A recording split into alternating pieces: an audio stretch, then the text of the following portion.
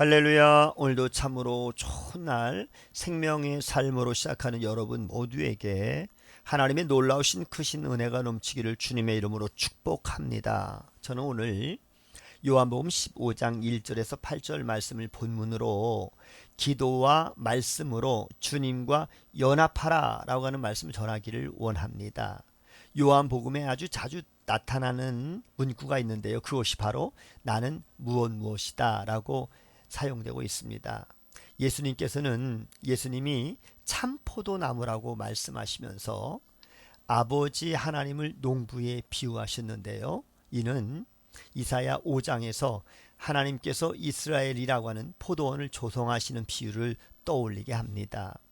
포도나무는 그 모양이 다른 나무들에 비해서 보잘것없지만 열매는 어느 나무 열매보다 귀하고 유용하기 때문에 하나님의 나라로서 이스라엘을 상징하는 데 쓰였습니다. 그래서 유대인들은 자기들을 하나님의 포도원에 속한 고귀한 자라고 그렇게 생각을 했습니다. 그런데 예수님은 이스라엘이 아니라 예수님 자신이 참 포도나무라고 선언하셨습니다. 1절에 나는 참 포도나무요 내 아버지는 농부라 이렇게 말씀하셨는데요. 이 참 포도나무는 알레시노스라고 하는 단어인데 신뢰할 만한 온전한이라고 하는 뜻으로 극상품의 포도나무를 의미합니다. 이 단어는 본래 눈이 부실 정도로 붉은 종류의 포도를 일컫는 것으로 매우 가치 있는 이라고 하는 뜻으로 통용이 됩니다.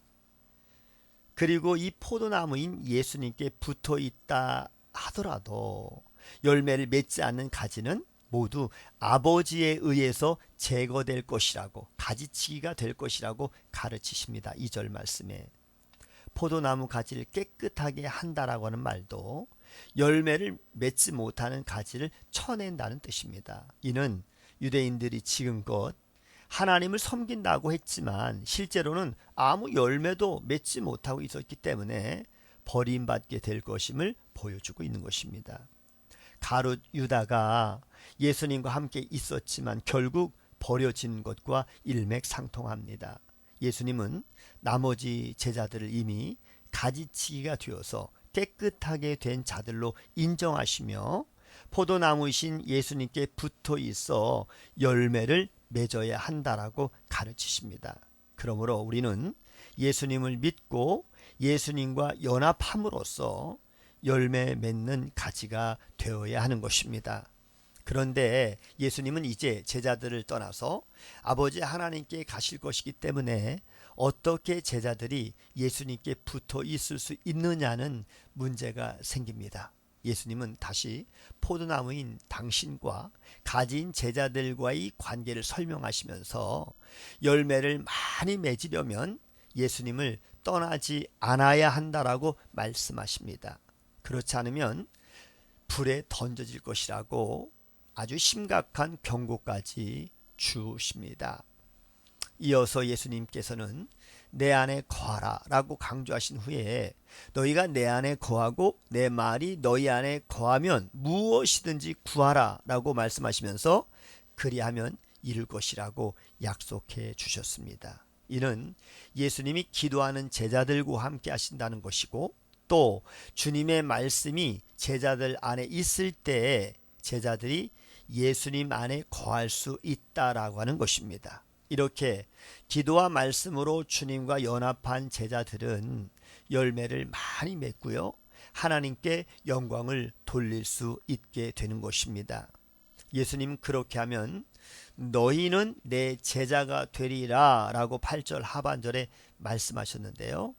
이미 제자로 3년간 함께했던 이들에게 이런 말씀을 하시는 것을 보면 주님과 연합이 끊어져 열매를 맺지 못하는 자는 더 이상 제자로 인정될 수 없다라고 하는 사실을 알 수가 있는 것입니다. 그러므로 기도와 말씀으로 예수님과 연합하는 것은 어찌 보면 죽느냐 사느냐의 문제인 것입니다. 주님과 친밀한 관계를 맺고 주님 안에 거하기 위해서 우리는 필사적으로 노력해야 합니다. 예수님과의 이 연합을 위해서 여러분 얼마나 힘쓰고 있습니까? 주님 안에 거하기 위해서는 기도와 말씀을 필사적으로 붙들어야 합니다. 우리는 기도하라, 말씀을 읽고 묵상하라는 말에 귀에 못이 박힐 정도로 들었을 것입니다. 그렇게 강조하는 이유는 바로 이것이 예수님과 연합해서 열매를 맺는 것과 직결되기 때문입니다. 이제 새롭게 다시 결단합시다. 말씀과 기도로 예수님과 연합하는 그 은혜를 날마다 누리기로 다짐합시다. 오늘도 복된 날, 기도와 말씀으로 주님과 연합하는 여러분 모두가 다 되시기를 주님의 이름으로 축복합니다. 샬롬.